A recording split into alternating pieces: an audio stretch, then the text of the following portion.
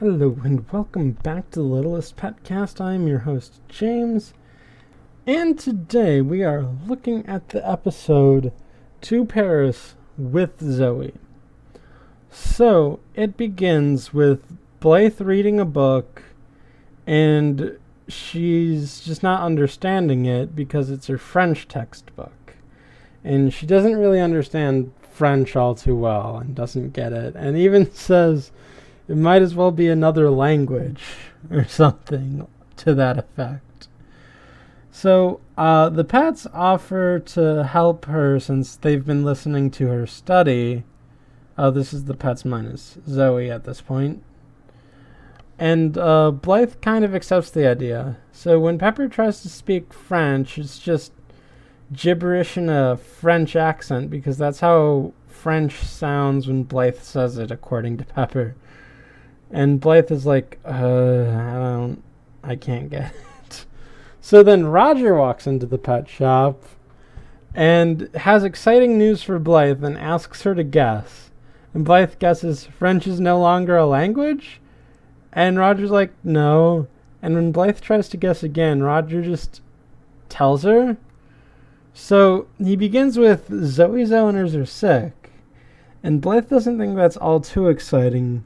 But then Roger explains that they asked him to ask Blythe to take Zoe to a fashion show on the pet jet to Paris.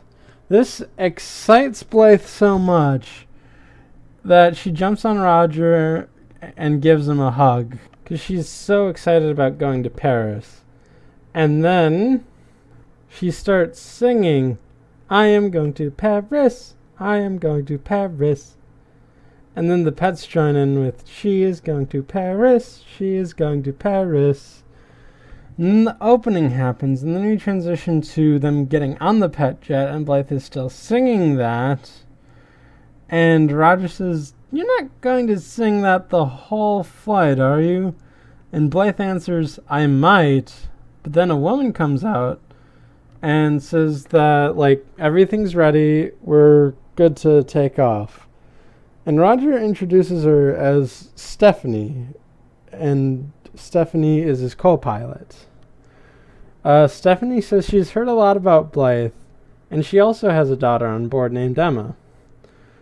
Roger wishes Blythe a good flight, and then asks Stephanie to hit the sky, because they're pilots and hit the sky, I guess.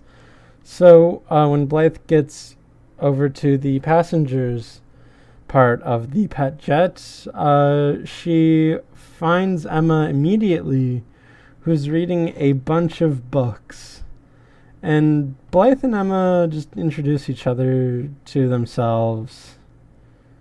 And, Blythe wonders why she has all that reading material. And Emma explains that she wants to be a travel guide and is studying up on Paris. Blythe thinks that's really cool, but points out that she is looking at a book on Germany. And then Emma says, oh no, or as they say in Canada, sacre bleu. They do, but I guess the show's Canadian, so they have to acknowledge the French part sometime. Maybe? I don't know. But why not just say France? You already have Blythe studying French at the beginning of the episode. Why at this point do you back down on saying France? This is probably the only time they back down on that. I just don't get it. But back to the episode. So, Emma then invites Blythe to walk around Paris with her, and Blythe says she would love to, but then Zoe barks, and Blythe says that she's really here to help a friend. And Emma understands this completely, but keeps the invitation open, which Blythe appreciates. Blythe leaves to go to Zoe, and Emma says, as they say in Italy, Ciao, which is also a tad weird. I mean, it's not weird for her character. I kind of like Emma as a character, even though we don't get to see her too often. In fact, I don't know if she appears outside this season, if I'm going to be honest, but maybe she does and I just forgot, or it's an episode I don't really watch a lot or something. But I think Emma's pretty cool. So, Zoe is chewing on her squeaky hot dog, and Blythe comments on how much Zoe packed, and Zoe tells Blythe about her mantra of, when in doubt, pack everything. So Blythe asks her if she's nervous, and Zoe says she's just excited because it's her first overseas fashion show, and she'll get to see Madame Pom again. Blythe says she's excited too, but helping Zoe is the priority. And Zoe says, you've never let me down before. And I guess at that point, you could hear the Always Sunny music going, do-do-do-do-do, while saying, Blythe let Zoe down. It's kind of like that. Anyway, so the plane starts and Zoe starts rapidly chewing her squeaky hot dog again.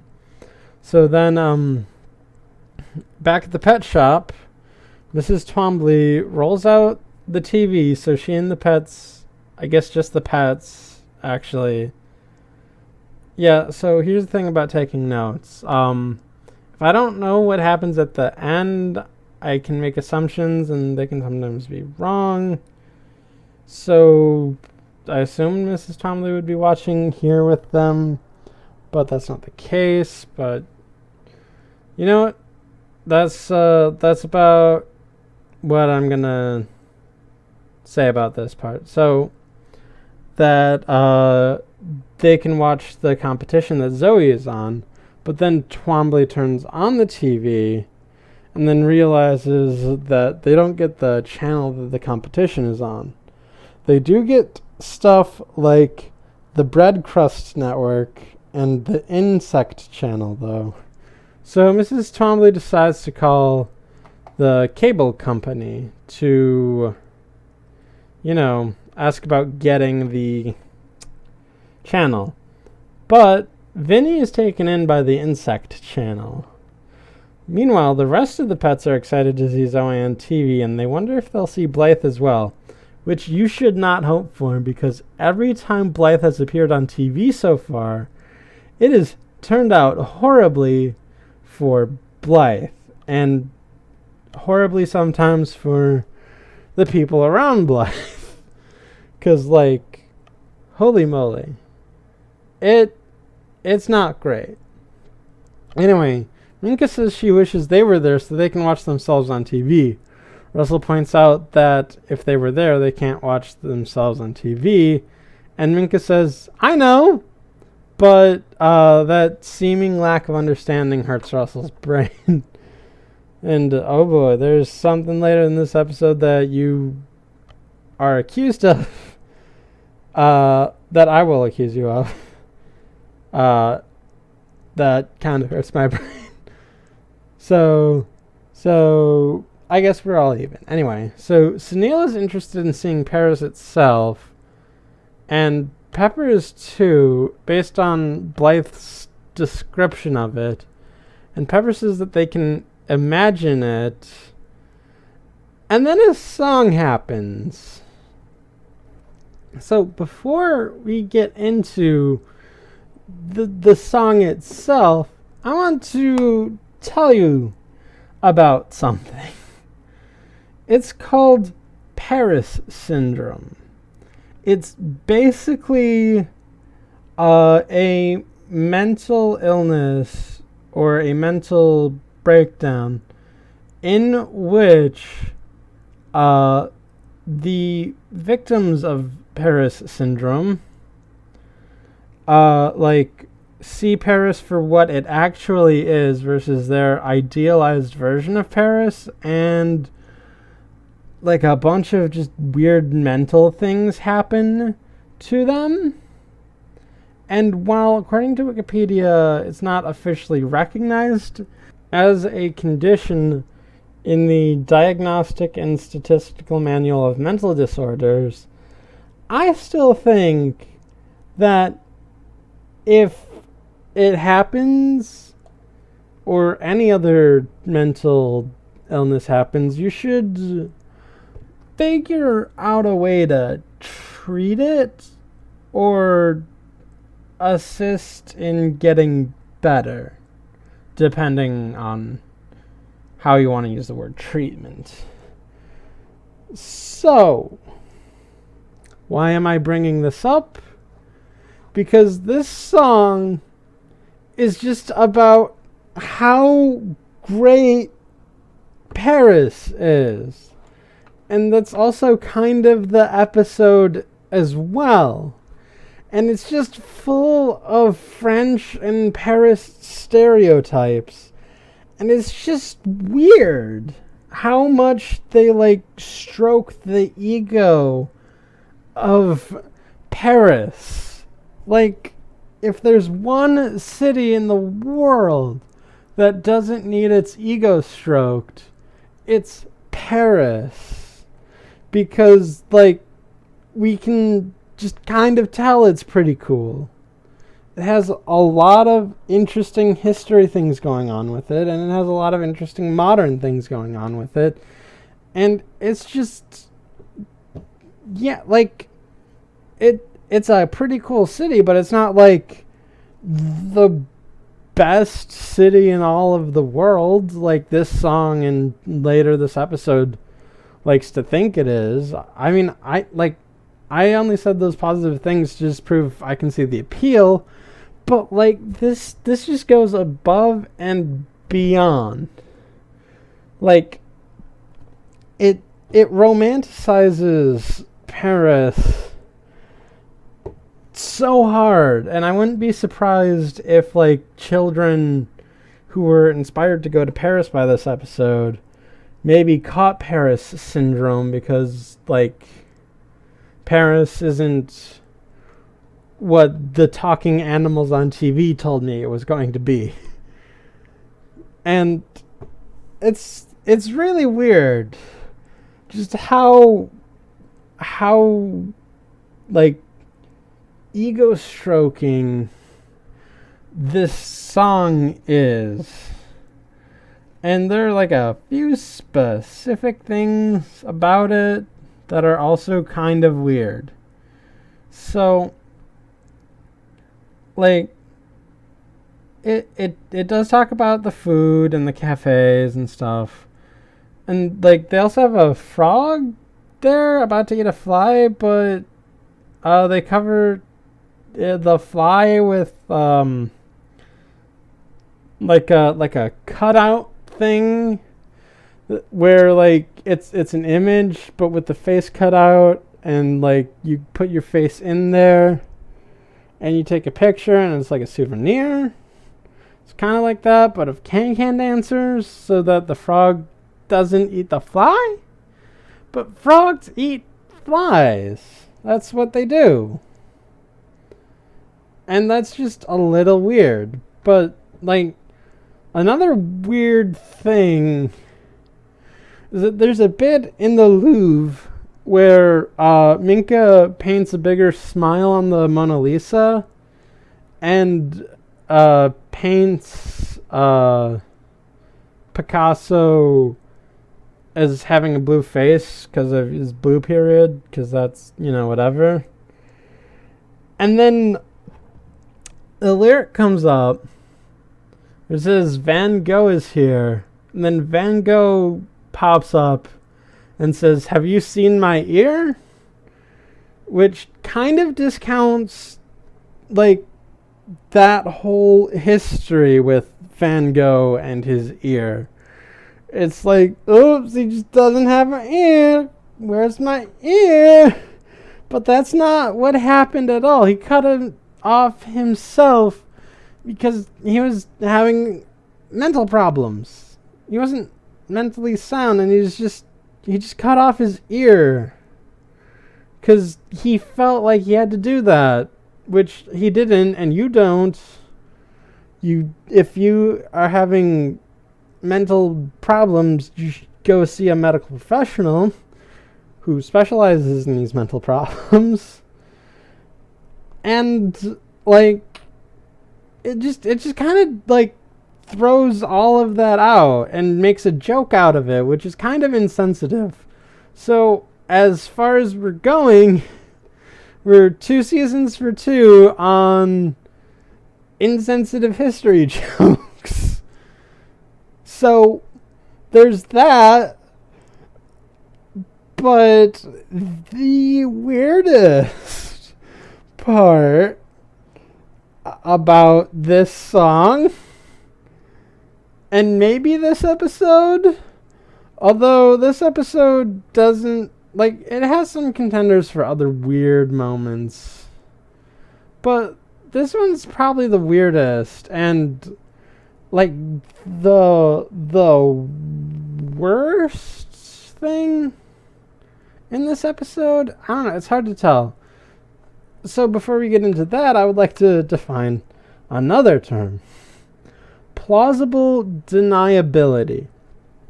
Now, basically what that is that it's the ability to deny something even though there's some abstract evidence for it, because there's no concrete evidence for that. As an example, in the musical Hamilton, one of the lyrics in 10 Dual Commandments is the doctor turned around so he could have deniability. So what that means is that he can say he didn't see anyone fire a gun in a duel. And that is technically true, but that's only because he wasn't looking. He knows a duel happened, and he got paid in advance for it. Because he didn't see it, he can say he didn't see it. So there's that. So the reason we're defining plausible deniability is to see how that just goes straight out the window here. So, they bring up how Paris is the city of love. And how do we do this? Well, it's Sunil on a boat with a human woman. A human adult woman, mind you. So, like, for up until now, this show had plausible deniability when it comes to the relationship between humans and animals being strictly platonic. As much as Gian, my friend Gian, saw it, as much as TV Trope sees it, as much as my brother Tom saw it, as much as whoever saw it, I can assume in my brain that that is just an unintentional side effect of just them writing the characters as close as they are. But now that goes out the window because Sunil is actively romancing a human in this scene, and I can't, and it's infuriating. And what makes this even more infuriating is that Sunil is romancing an adult. Russell is accused of trying to pursue Blythe, who is 13. And even if she's 15 or 16, that still puts her not 18. And we don't know how old the pets are supposed to be, so it's weirder. Is Russell trying to date someone that much younger than him? Or is Sunil trying to date someone that much older than him?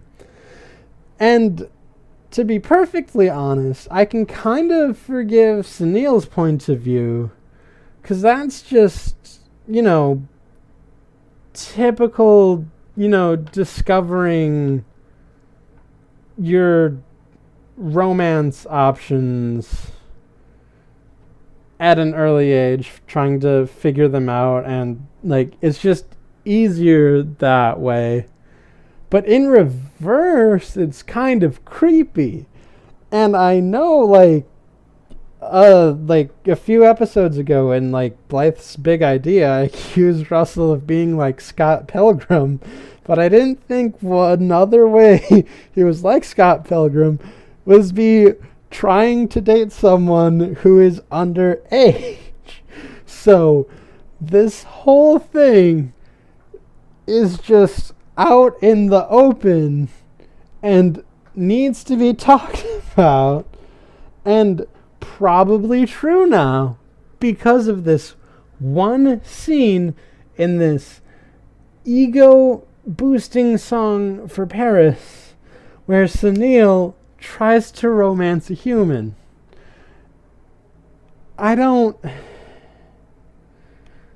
know what to say to that. That is incredibly weird. And I just don't get it anymore. Because it just throws out any semblance of defense that I could give this show. I can say that I don't see it, but that's only if I don't see it. If I see it, I lose that plausible deniability. And it's so infuriating. Mainly because I just don't like being wrong. I mean, I can see where they're thinking that, but as long as nothing comes of it, or nothing this happens, I can still maintain that it's not there. But I can't do that anymore. It's there. I can see it. I'm just gonna move on, because how do you deal with that? How do you deal with that?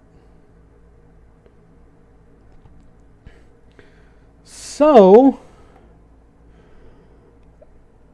the pets are excited because they love their idea of Paris, which contradicts what Paris actually is. So they might have Paris syndrome if they go to actual Paris, but not this Paris, because we're going to learn that this Paris is, wonderful and stuff. That part bugs me almost as much as the human thing. The human thing is worse because now it suddenly brings age into the equation, and whether or not Russell wants to date someone who's underage, which he shouldn't. He obviously shouldn't. That is clearly wrong. Russell might not be a good person. But the whole ego stroking of Paris is just so I don't know. So they're excited about seeing Paris on TV, but they have to worry about getting the channel in the first place. still. Meanwhile, Blythe is enamored with Paris and is super excited. However, Zoe just wants to go to the dog show. Blythe says it's by the Eiffel Tower and points out that it's close by. Zoe says that she doesn't want any distractions, but then sees a dog that distracts her. It is a French Spaniel, I think they say later in the episode.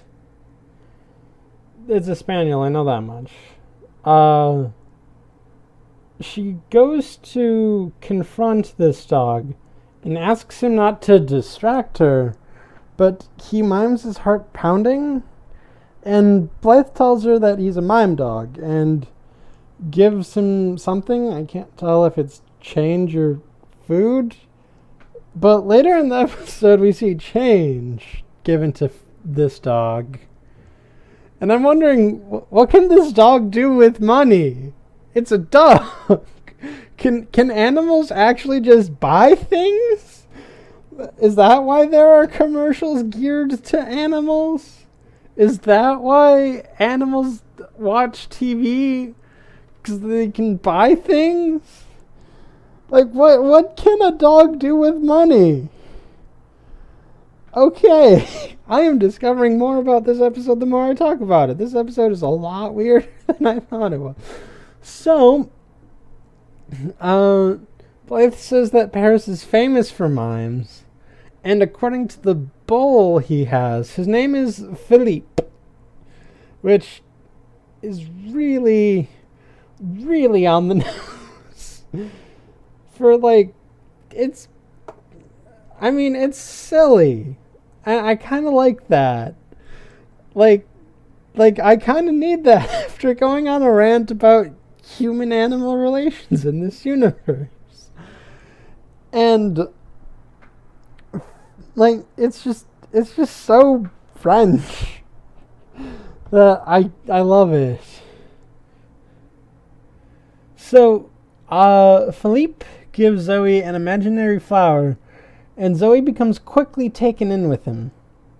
Blythe leads the way to the dog show and then sees how much Zoe is distracted by Philippe and reminds her of why she's here. So Blythe and Zoe enter the grounds of the dog show, and Blythe becomes excited about the show, while Zoe can't stop thinking about Philippe, and Madame Pom walks over and greets Zoe with her usual exuberance. Like, if there's one thing to be said about Madame Pom, is that she doesn't do anything halfway.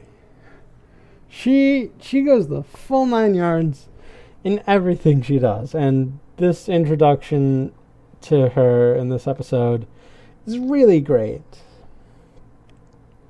So, Zoe's still distracted very much by Philippe, to notice Madame Pom, like, hugging her and kissing her on the cheek and stuff. And just, like, so busy thinking about Philippe, she doesn't really notice that. So, Blythe asks if she'll get over Philippe in time for the competition. And then later in their hotel room, which is later apparently supposed to be a day has gone by, so I guess they just stopped to see everything. Blythe is working on costumes for Zoe, and Zoe is still daydreaming about Philippe. Blythe confronts her on this and says that they've only met yesterday, but Zoe says, like, I can't stop thinking about him during the day, during the night, every time in between. It's all Philippe. And Zoe has gone, like, full-on lovesick for this mime dog of Paris, and it's kind of a problem. And Blythe promises that they will meet up again after the dog show, but Zoe wants more. What about after that? She asks. So then Emma stops by. I've been missing Emma, actually. Emma's talking about this, and talking about Emma is just a good come down from, like, that rant I went on about that song. So, stops in and offers Blythe a tour. Blythe asks what her flag is for, and Emma says it's for a tour group so they don't get lost. But since she doesn't have a tour group, it's just for practice. I love Emma's determination and wanting to become a tour guide. It is so pure. It's kind of like Blythe in her fashion. And do pilots and children of pilots just have a lot of determination?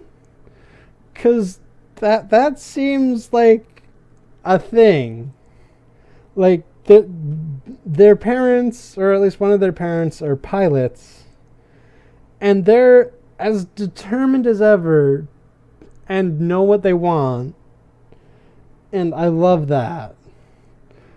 I love that quirk of this universe much more than a few of the other quirks in this universe. It's so good. So, Blythe says she wants to, but isn't really done costuming yet. Emma says she'll be waiting in the lobby when she's ready. So, Blythe makes an arrangement with Zoe, saying that she and Emma will take her to the dog show early, and she can tour Paris with Emma. Zoe agrees to the idea, but she has something going on in her head. So, Blythe leaves Zoe at the dog show and puts her behind the fenced area. Blythe reminds Zoe and that they'll be back by about 4 and to stay there. Emma says that Zoe will be alright and they should be going. So Blythe and Emma leave, but before the fence can fully close, Zoe sticks her paw out and makes off from the dog show. So back at the pet shop, Vinnie is engrossed with the insect channel and tries to eat the insects to no avail. Twombly says that they're getting the channel that the dog show is on and changes it to that channel. Vinnie's upset by this and he grabs the remote and changes it back to the insect channel.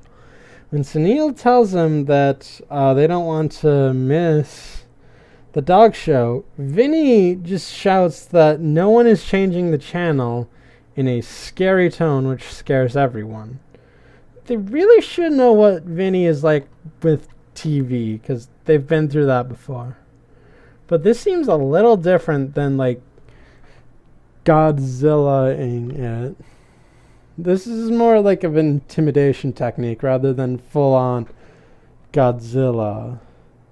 Although maybe Vinnie will go full-on Godzilla if, like, the remote is taken from him. Wow, Vinnie really sucks at, like, sharing the TV remote. But back on task. Where was I? So, Zoe finds Philippe and he gives her another mime flower. Zoe wants him to talk, but instead he keeps going on with his mime act, and Zoe interprets each mime move to mean something about them, like how they feel trapped in their circumstances, or how that there's a force pulling them together, or how, like, the winds are supposed to be separating them or something. I didn't really want to write all of them down. I wasn't in that particular mood at that point. So, like, but it's just amusing to see. So meanwhile, Blythe is obsessed with Paris, and Emma points that out. Emma says maybe they should head back, but Blythe says they have some time. And Emma pulls out a map and says that there's a good ramen place nearby, but Blythe points out that she's holding a map of Tokyo. And they say that they should get a map of Paris, because they don't have a map of Paris. So Blythe spots a French cafe and gets excited and goes there. So, back at the pet shop. How many times have I said back at the pet shop in this podcast? And how many times will I say back at the pet shop in this podcast? I don't know. It's just one of those things that you can't avoid. So, like I said, back at the pet shop, Pepper converses with Russell about Vinnie's obsession with the insect channel. Russell says he has a plan and shouts to Vinnie that across the street are auditions to an all-gecko dancing show. But Vinnie stays glued to the insect channel, and Pepper says that wasn't one of your better ideas. And Russell says, yeah, I agree to that. So, Zoe brings Philippe to the dog show, back at the dog show, and Philippe rides an invisible bike around to move. So, what I mean by that is that he's completely off the ground, making bicycle motions, but he's still moving as if he is riding a bicycle. But he isn't, because he's a mime and is only miming riding a bicycle. Yes. Philippe is also immune, I guess. I don't know. Like, I don't know. It's just something I had to point out, because, like, it's there. So, Zoe introduces Philippe to Madame Pom as her soulmate. Philippe gives Madame Pom a flower, and Zoe says, I thought that was our thing. But then Madame Pom, kind of sees Philippe for what he is and takes Zoe aside. So Madame Pom is wondering about how Zoe feels about Philippe, but Zoe gets defensive and says that they were meant to be together. And, she continues to say that everything he does is about their burning romance. And Madame Pom is like, are you sure you're just not seeing what you want to see? I just don't want you distracted for the competition. But then Zoe becomes hostile and says that Madame Pom is just jealous because I found someone for me and you haven't. And you just want to distract me from the contest. But Zoe says she doesn't care about it and runs away with Philippe. So, Blythe and Emma are at the cafe, and at this point, Blythe has completely fallen for Paris. She said she would move here in a heartbeat if it wasn't for her friends back home. That comes up a little later, but that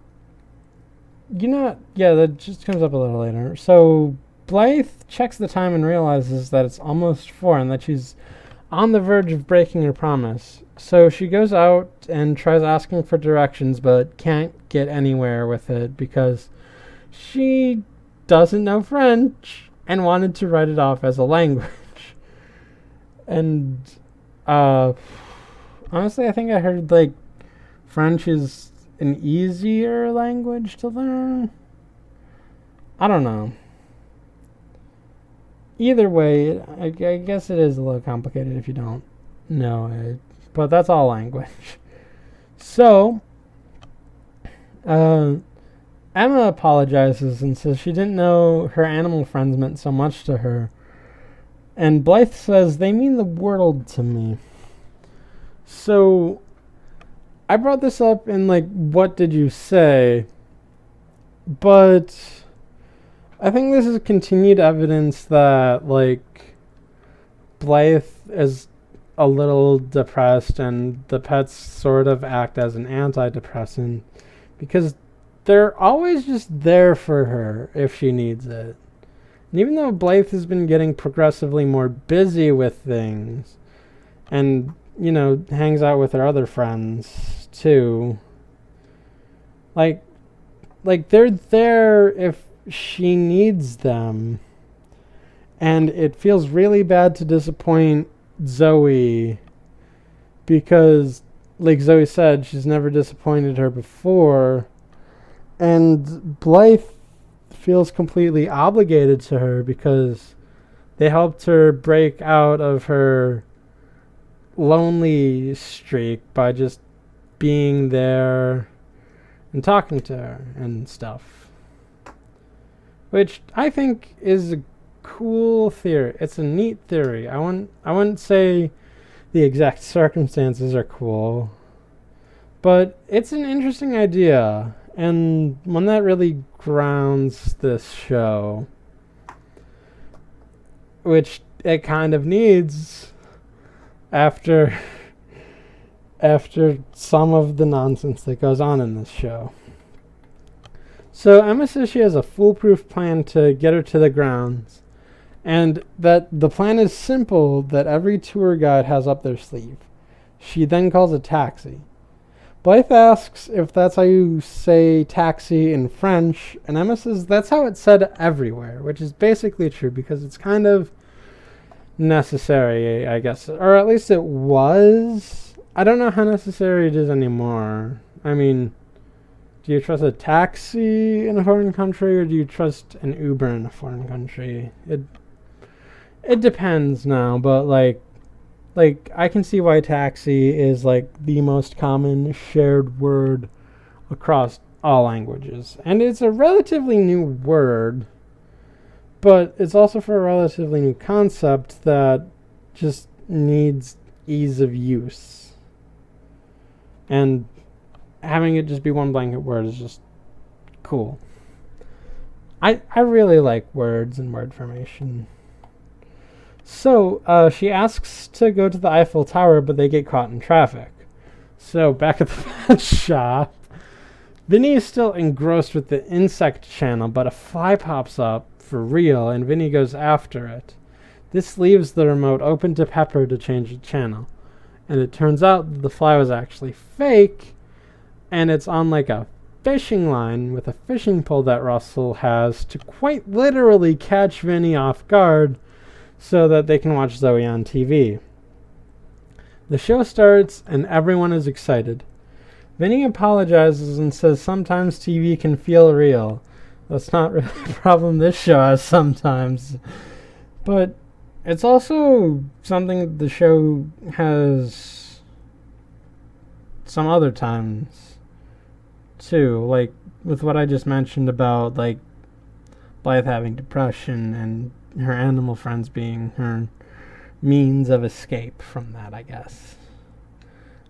You know, I'm just going to say, I don't know how depression exactly works, because I don't think I've had it. But it's the only real thing I can think of when it comes to, like, feeling incredibly down and like not really wanting to do stuff. So I might be ignorant in my use. I just don't know what a better way of describing that feeling would be. So Russell says that it's alright and happens to all of us. Just have a seat and watch it. So Zoe and Philippe are walking almost arm in arm, but they're miming it instead, and Philippe runs into a fake wall. Zoe begins to get a little annoyed and wants Philippe to speak. Philippe picks her another flower, and she just stamps on it and explodes on him, asking him why won't he say anything. She understands some French, so it can't be a language barrier, which is an interesting line to put in. After he doesn't speak more, Zoe realizes what a fool she was, and then hears that the competition is about to begin, even though she's a few miles away, or at least 1 mile away. I don't know how fast dogs can go, or how big Paris is, although Paris is pretty big, but like, I don't know how big it is in terms of area. So, she wonders if she'll make it in time, and then parts ways with Philippe, saying, you know, I'll think of you in a positive light. Will you do too? And Philippe just kind of mimes something, and Zoe kind of takes it as a yes. So Blythe is working on an outfit for Zoe in the cab still, but thinks it's too late to do it. And then Emma comes up with another idea and explains that the most important part is to know what excuse me in French is, because the plan is to just car hop And excuse me in French is pardonnez-moi. I think I'm saying that right. Pardonnez-moi. That is pardon, and then a second N, E-Z dash moi, and that is M-O-I, which, I guess, pardonnez-moi. If anyone speaks French, actually, tell me how right or wrong I got that. Probably wrong. So, yeah, Blythe is jumping from car to car saying, pardonnez-moi. And then at the grounds, Zoe makes it, only to hear that she's been disqualified. She is sad about that, but it doesn't matter because there's something more important to be done. She finds Madame Pom and apologizes. She acknowledges that Philippe was incredibly handsome, but didn't offer much more than that. And she also says she realized that Madame Pom was just trying to look out for her, but she didn't listen. She asks Madame Pom for forgiveness, and Madame Pom forgives her in the most Madame Pom way ever, and I like that.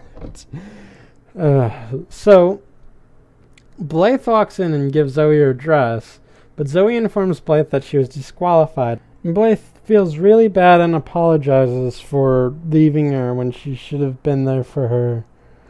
But Zoe said she was also distracted, and then says that the important things have been worked out. But then Madame Pom has an idea on how to fix everything. So then, an announcement comes on saying that Madame Pom has dropped out of the singles round, which Zoe was disqualified from, but re-entered in the duo category with Zoe, which shocks the audience, and the announcer says, "Bet you didn't see that one coming." And during this time, we also see the woman that Sunil was romancing in the song. She's real. She's there. I don't know how that works. It's just interesting to point out. I mean, she's with another guy, so I don't think Sunil has much of a chance, but I don't want to believe Sunil had any chance to begin with, so I guess it all worked out. You know, here I have plausible deniability on that, because, I don't know what any of that means anymore. But I don't have plausible deniability where it counts. But, I mean, I'll take what I can get. So, Zoe and Madame Pom appear together, and everyone is so excited. One person's so excited that he just starts screaming with, a blank expression on his face. He's not even, looking at anything. He's just staring off into the distance, and his mouth is just wide open, and his tongue is ah, and he's just screaming. Just screaming for no reason, while everyone else is screaming at Zoe and Madame Pom as they appear together. And they begin to model on the runway, and apparently they take best in show, which is just given out right then and there. Okay. So, everyone at the pet shop is watching and is ecstatic about it. So after the show's over, Blythe apologizes again, and Zoe says it's okay and that she was distracted too. And Zoe says that we learned that we need to keep our head on our shoulders. And then a Scottish Terrier walks by and compliments Madame Pom and Zoe gets love-struck again. But Blythe literally brings her down to earth because Zoe was floating for a second. Maybe a thing she picked up from Philippe? Because he just floats to fly around, I guess, too. And Zoe says that she wants to go home now. And Blythe ends the episode by saying, "We'll always have Paris," which a little cheesy and a little odd that they would be referencing that. I mean, I guess it's not, because, like, Casablanca is a classic movie, but, like, I don't know. I guess it just goes back into, stroking the ego of Paris. And, I guess that ends this episode. I mean, I don't know what else to say.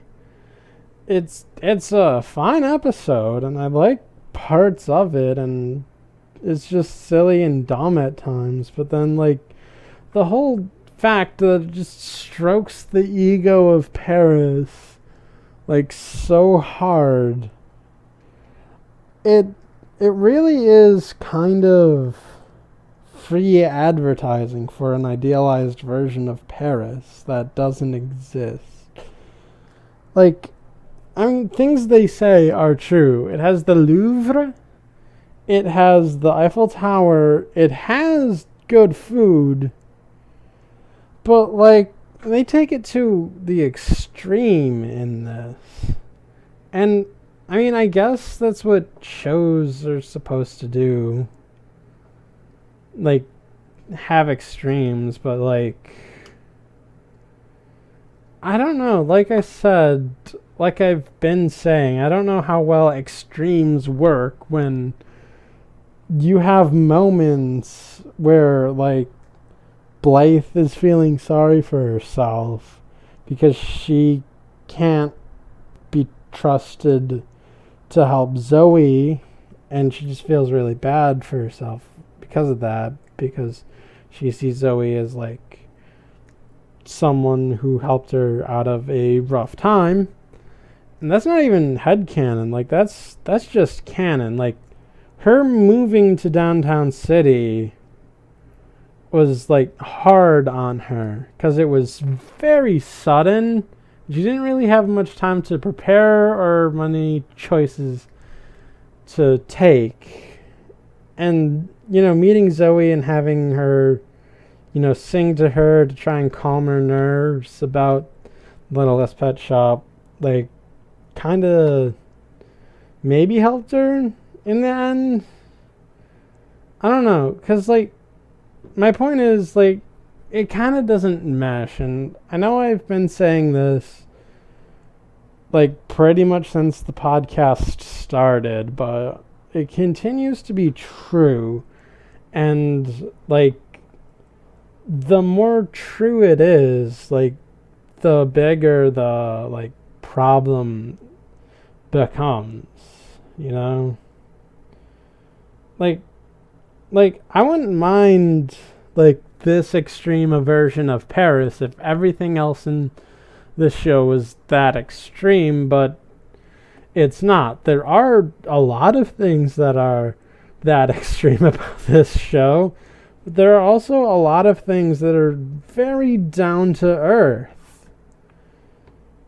And, I'm in a loop about this, so I'm going to just stop it right there. So that will be it for this episode of the Littlest PetCast. Be sure to leave your comments and reviews on Shout Engine, on Apple Podcast, on the Google Play Store, and wherever else RSS feeds go when they are riding invisible bikes. And just a reminder, the next episode is going to be on a weird date, whether it's going to be early next week or late in the following week after.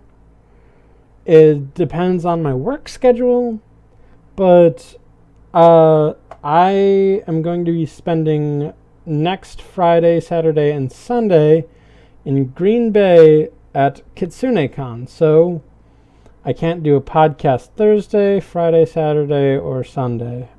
Wednesday is probably the latest I could record, which means it would be out on Thursday, but I can't record Thursday because then it would have to be out on Friday, and then I have to leave Friday. You get the idea. So, whenever that next episode is, you will be tuning in for the episode Super Senile. And I will see you then whenever that is. Thanks.